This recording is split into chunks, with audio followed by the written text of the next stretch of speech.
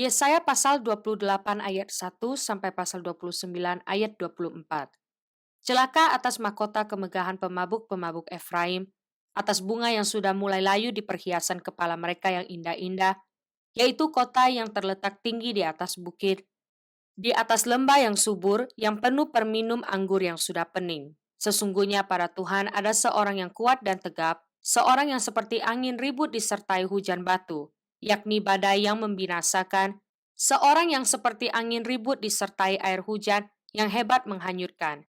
Ia akan menghempaskan mereka ke tanah dengan kekerasan. Mahkota kemegahan pemabuk-pemabuk Efraim itu akan diinjak-injak dengan kaki, dan bunga yang sudah mulai layu di perhiasan kepala mereka yang indah-indah itu, yaitu kota yang terletak tinggi di atas bukit, di atas lembah yang subur, nasibnya akan seperti nasib buah ara yang masak duluan sebelum musim kemarau. Baru saja dilihat orang, terus dipetik dan ditelan. Pada waktu itu Tuhan semesta alam akan menjadi mahkota kepermaian dan perhiasan kepala yang indah-indah bagi sisa umatnya. Akan menjadi roh keadilan bagi orang yang duduk mengadili dan menjadi roh kepahlawanan bagi orang yang memukul mundur peperangan ke arah pintu gerbang. Tetapi orang-orang di sini pun pening karena anggur dan pusing karena arak. Baik imam maupun nabi pening karena arak, kacau oleh anggur, mereka pusing oleh arak. Pening pada waktu melihat penglihatan, goyang pada waktu memberi keputusan. Sungguh segala meja penuh dengan muntah, kotoran, sehingga tidak ada tempat yang bersih lagi.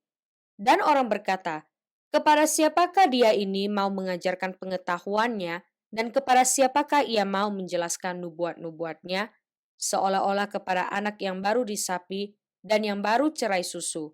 Sebab harus ini, harus itu, mesti begini, mesti begitu, tambah ini, tambah itu. Sungguh oleh orang-orang yang berlogat ganji dan oleh orang-orang yang berbahasa asing akan berbicara kepada bangsa ini. Dia yang telah berfirman kepada mereka, inilah tempat perhentian, berilah perhentian kepada orang yang lelah, inilah tempat peristirahatan. Tetapi mereka tidak mau mendengarkan. Maka mereka akan mendengarkan firman Tuhan yang begini, harus ini, harus itu, mesti begini, mesti begitu, tambah ini, tambah itu. Supaya dalam berjalan mereka jatuh telentang, sehingga luka, tertangkap dan tertawan. Sebab itu dengarlah firman Tuhan, hai orang-orang pencemooh, hai orang-orang yang memerintah rakyat yang ada di Yerusalem ini. Karena kamu telah berkata, kami telah mengikat perjanjian dengan maut dan dengan dunia maut, kami telah mengadakan persetujuan, biarpun cemeti berdesik-desik dengan kerasnya, kami tidak akan kena. Sebab kami telah membuat bohong sebagai perlindungan kami, dan dalam dusta kami menyembunyikan diri.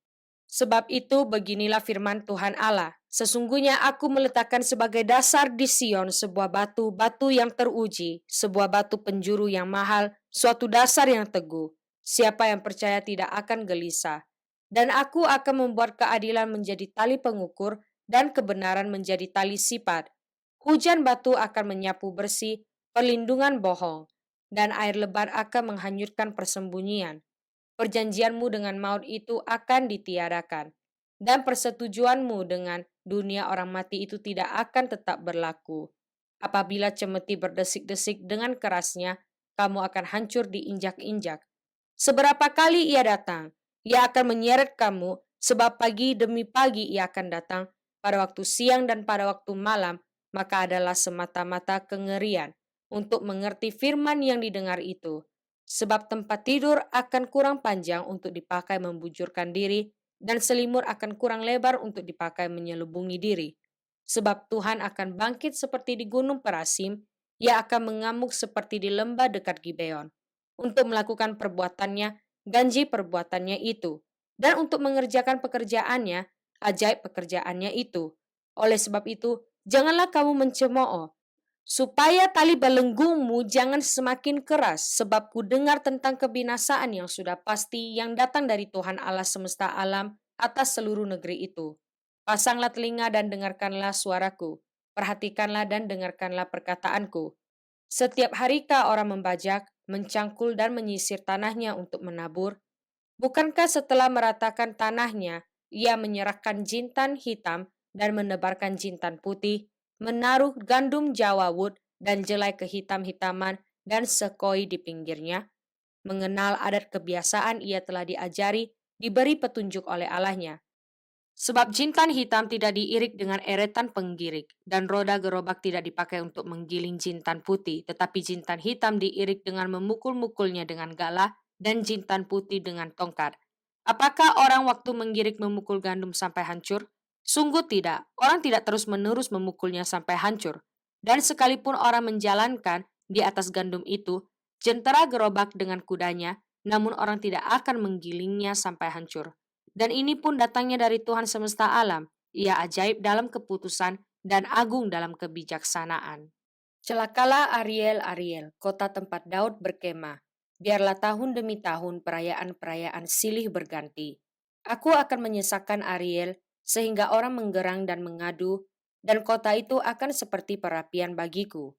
Aku akan berkemah di segala penjuru, mengepung engkau, dan akan membuat tempat-tempat pengintaian untuk mengimpit engkau, dan akan mendirikan pagar-pagar pengepungan terhadap engkau. Maka engkau akan merendahkan diri, dan engkau bersuara dari dalam tanah. Perkataanmu kedengaran samar-samar dari dalam debu. Suaramu akan berbunyi seperti suara arwah dari dalam tanah, dan perkataanmu akan kedengaran seperti bisikan dari dalam debu. Akan tetapi, segala pasukan lawanmu akan hilang lenyap seperti abu halus, dan semua orang yang gagah sombong akan menjadi seperti sekam yang melintas terbang. Sebab dengan tiba-tiba, dalam sekejap mata, engkau akan melihat kedatangan Tuhan semesta alam dalam guntur, gempa dan suara hebat, dalam puting beliung dan badai, dan dalam nyala api yang memakan habis. Maka segala pasukan bangsa-bangsa yang berperang melawan Ariel, dan semua orang yang memerangi dia dan kubu pertahanannya, dan orang-orang yang menyesakkan dia, akan seperti mimpi dan seperti penglihatan malam-malam. Seumpama seorang yang lapar bermimpi ia sedang makan, pada waktu terjaga perutnya masih kosong. Atau seumpama seorang yang harus bermimpi ia sedang minum, pada waktu terjaga sesungguhnya ia masih lelah, kerongkongannya masih dahaga. Demikianlah halnya dengan segala pasukan bangsa-bangsa yang berperang melawan Gunung Sion.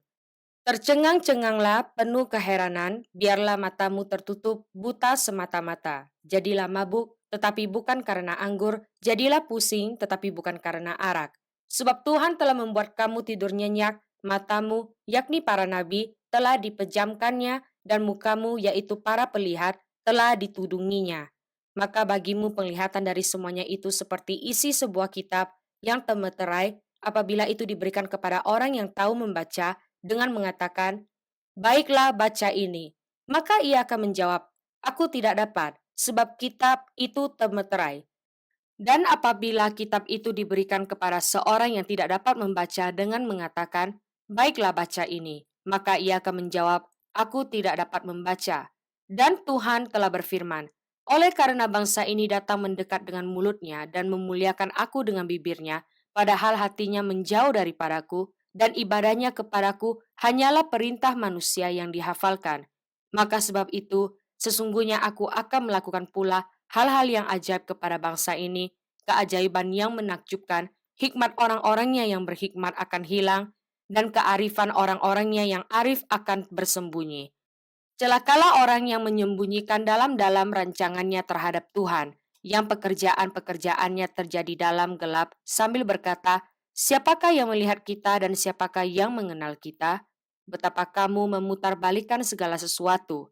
Apakah tanah liat dapat dianggap sama seperti tukang periuk, sehingga apa yang dibuat dapat berkata tentang yang membuatnya? Bukan dia yang membuat aku, dan apa yang dibentuk berkata tentang yang membentuknya? Ia tidak tahu apa-apa. Bukankah hanya sedikit waktu lagi, Libanon akan berubah menjadi kebun buah-buahan, dan kebun buah-buahan itu akan dianggap hutan? Pada waktu itu orang-orang tuli akan mendengar perkataan-perkataan sebuah kitab, dan lepas dari kekelaman dan kegelapan, mata orang-orang buta akan melihat. Orang-orang yang sengsara akan tambah bersukaria di dalam Tuhan, dan orang-orang miskin di antara manusia akan bersorak-sorak di dalam Yang Maha Kudus, Allah Israel.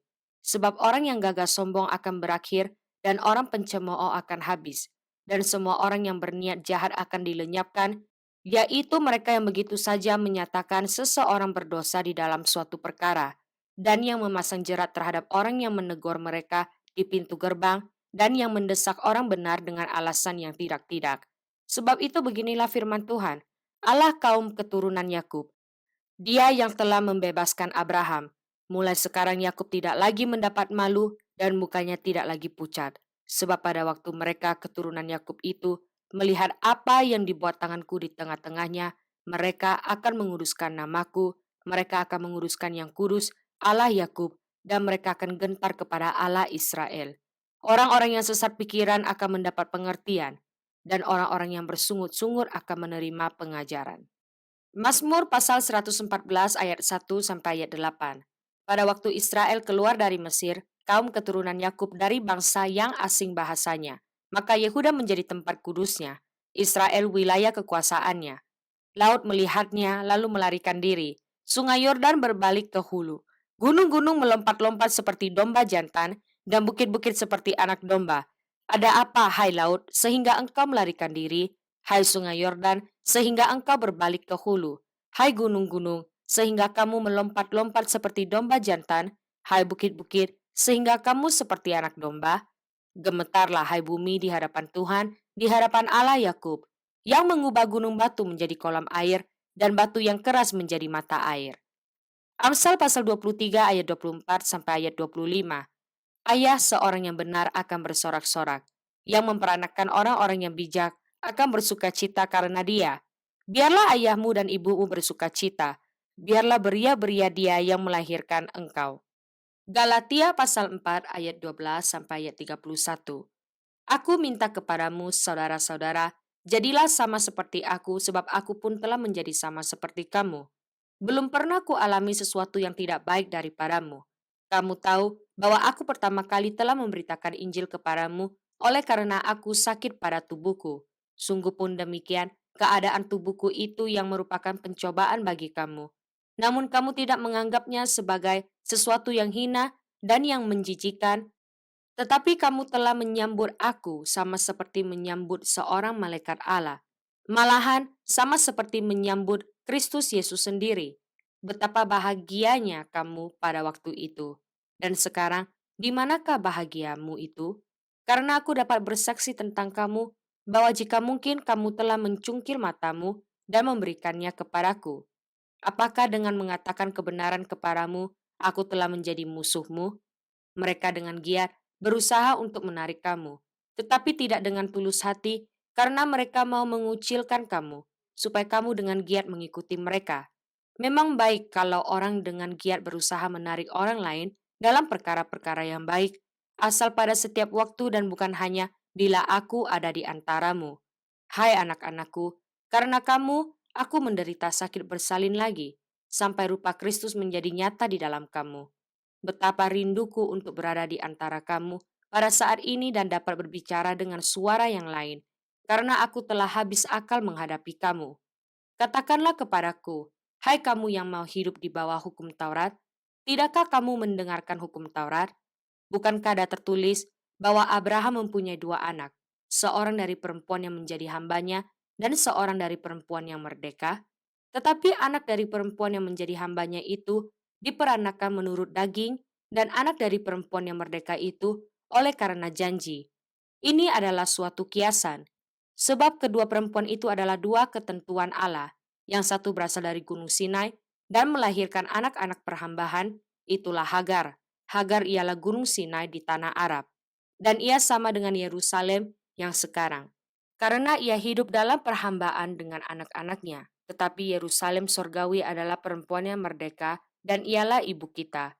Karena ada tertulis, bersukacitalah hai si mandul yang tidak pernah melahirkan. Bergembira dan bersorak-sorailah hai engkau yang tidak pernah menderita sakit bersalin. Sebab yang ditinggalkan suaminya akan mempunyai lebih banyak anak daripada yang bersuami. Dan kamu, saudara-saudara, kamu sama seperti Ishak adalah anak-anak janji. Tetapi seperti dahulu, dia yang diperanakan menurut daging, menganiaya yang diperanakan menurut roh. Demikian juga sekarang ini. Tetapi apa kata nas kitab suci? Usirlah hamba perempuan itu beserta anaknya, sebab anak hamba perempuan itu tidak akan menjadi ahli waris bersama-sama dengan anak perempuan merdeka itu. Karena itu, saudara-saudara, kita bukanlah anak-anak hamba perempuan, melainkan anak-anak perempuan merdeka.